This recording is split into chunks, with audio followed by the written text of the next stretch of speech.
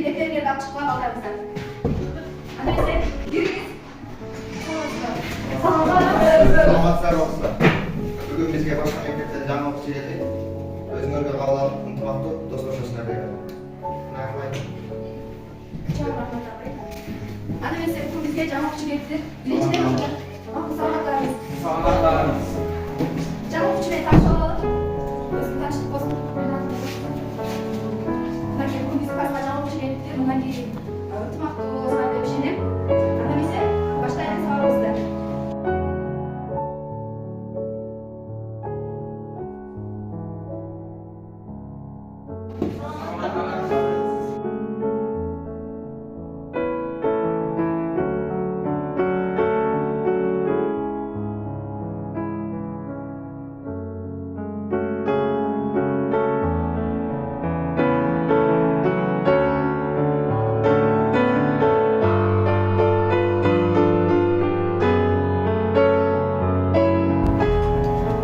Bilgiyi azir gazetesini çıkarıp kızların çıkarıp uççayla süreşpeydi.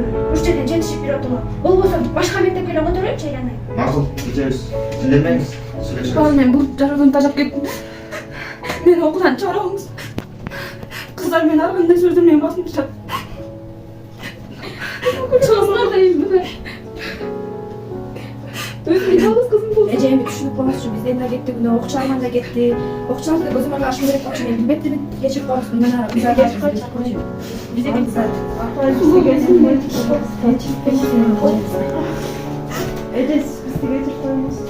Kızlar lütfen geçirip koңуз. Kızların da katı betip, katı söz айтылышты.